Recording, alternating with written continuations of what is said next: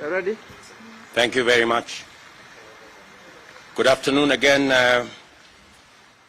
This afternoon, we had a meeting of the IBEC, that is the Intergovernmental Budget and Economic Council, that is mandated to manage relations on matters to do with the economy and budget of counties and the national government. We have prosecuted the agenda items that were listed today. Amongst the issues that we have discussed this afternoon are matters to do with cash disbursements by the National Treasury. We understand that there are some counties from the Council of Governors that have not received their disbursement for January, and some counties, or most counties, in February and March. The Treasury have undertaken that so far they have disbursed 60% of what was meant for counties. They have undertaken that 8 billion shillings will be released by the end of this week, and they will do everything possible to catch up with the payments, and they have undertaken that by the close of the financial year, all the monies meant for counties will have been transferred to the counties. We were also briefed that the grant bill that was in Parliament was passed by the Senate. Today it is in the National Assembly.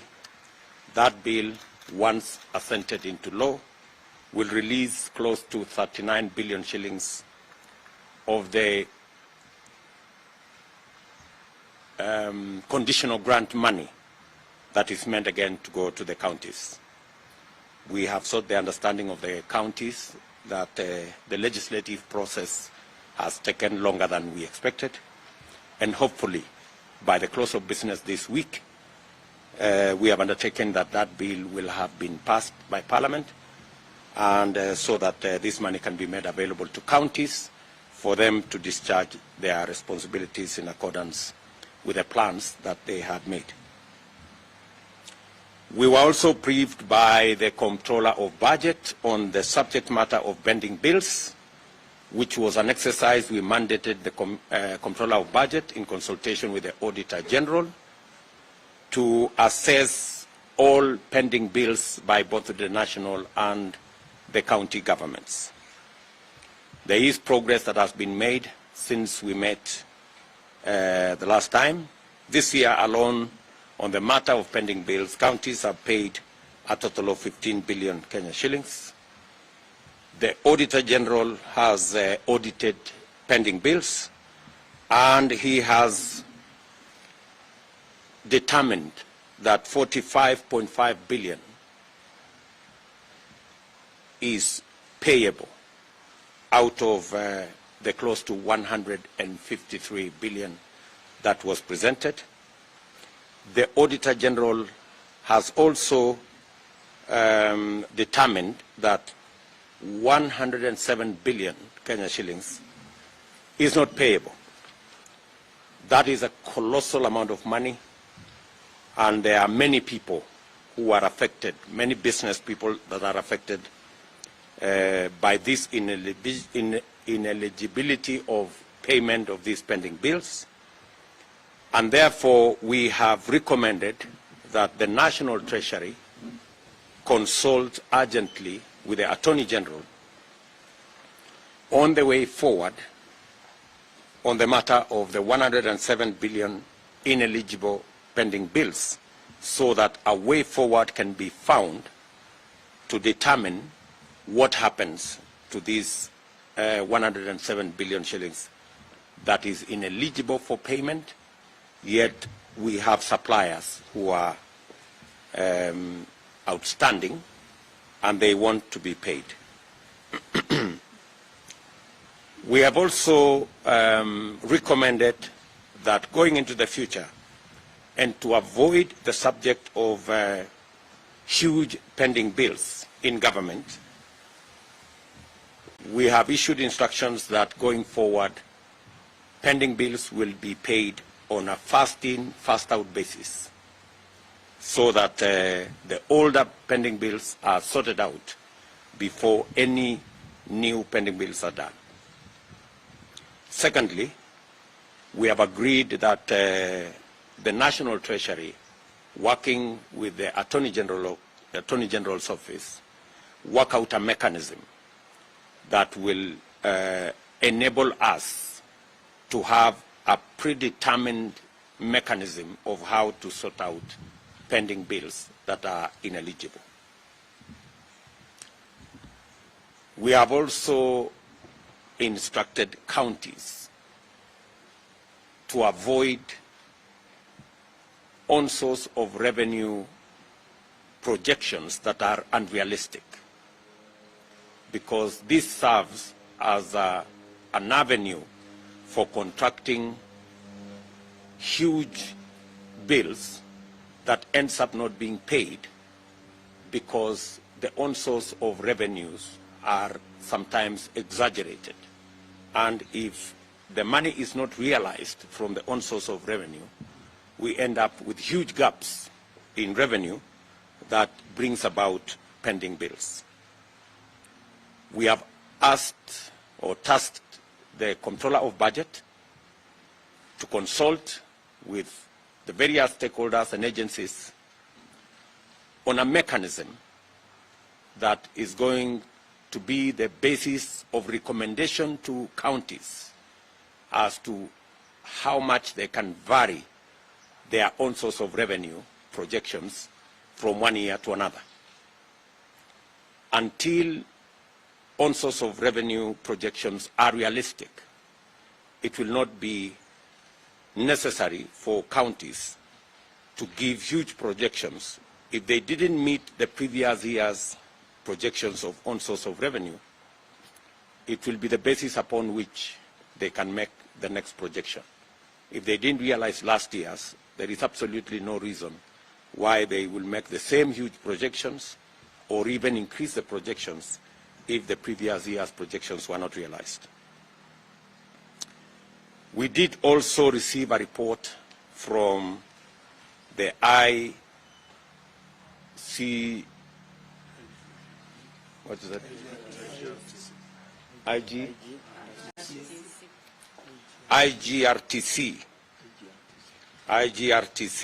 committee on the matter of assets and liabilities of the defunct local authorities. That report was adopted in our last meeting.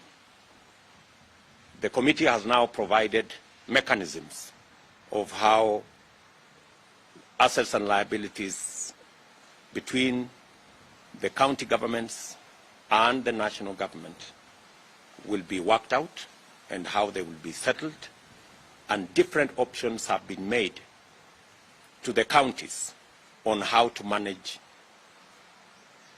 liabilities arising from the defunct local authorities and managing them between the counties and the national government.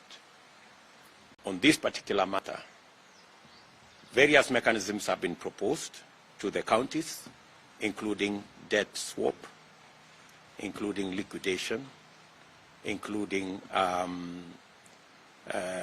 negotiation with the various entities, and other interventions that would help the counties to manage and exit from the matter of the defunct local authorities. We have also received a report. The last time we met, we did undertake that we are going to value the assets of every county so that going forward there will be a basis upon which every county can work on their balance sheet. And because we are going to adopt a new accounting mechanism, it is necessary that every county values their assets so that the value of every county must be accurate and must be determined. The value of every county must be determined. The Ministry of Devolution and the Ministry of Lands have been engaged in this exercise. A lot of progress has been made. We have been given a report that close to 45% of valuations have been carried out in some cases up to 50%. We have given instructions that this exercise of valuation of our counties must be concluded at least 1 month before August, that is in late June or early July, so that the next occupants of our county government offices will be handed over during the assumption of office, evaluation, and an asset register of what the counties have. This will be an important instrument going forward, and it will work as a basis of assessment of how counties will be audited going into the future. So again,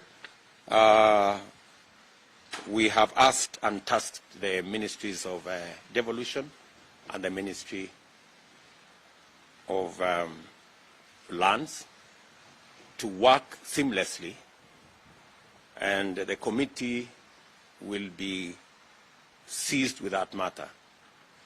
The National Treasury has already provided resources for that exercise, and the county governments have also provided resources for the committees that are carrying out this exercise. And we are confident that by late June or early July, we will have an asset register for every county, and we will have a farm valuation for every county. And it will form part of the assumption of office for the governors in the next term. They will know how much the county they are running is worth. And it will also assist us in the processes of accounting going into the future. I think this is part of the discussions we had this afternoon. We are awaiting a report from the judiciary on matters to do with levies and fines, and we are waiting another report from the Commission on Revenue Allocation on matters to do with the assignments that we had given to them. Thank you very much. Maybe I will ask the chairman to, just in case I forgot something, you can say something to the chairman, and I will ask. Thank you, Excellency. You have not forgotten anything. The memory is very good. And I can only re-emphasize the first point you made about the timely payment, the need for timely payment of equitable revenue by the National Treasury to the counties, because at the moment the counties are in a very dire situation. Some 6 counties have not received their money since January. Some 26 counties have not received their money since February, and 47 counties have not received their money in the month of March and April. It is critical for National Treasury to dispatch these funds as required by the law by the 15th 15th date of the month, which is required to be paid. Therefore, we are happy to hear this 8 billion required by the 6 counties will be done this week. I would encourage the National Treasury by 15th of next week, as required by the law, to release funds for February, March, and of course, April. Finally, the issue of pending bills. We, as counties, undertake to honor the eligible bills which have been certified by the Auditor General. As long as we receive our funds, we shall definitely give priority to eligible bills, and wait for the time when the irregular bills will be given permission by the various committees. Asante sana, Your Excellency. Comptroller of Budget.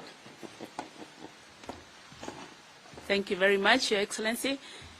I just wish to re-emphasize the fact that pending bills are caused by various reasons, but which we also must appreciate that those who are owed have contributed in a way.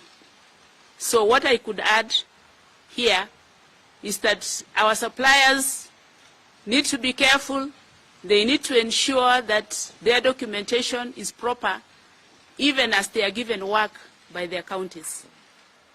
If we did that, and then we receive the money in time, I am very sure that the role of my office in monitoring the settlement of these pending bills will become very easy.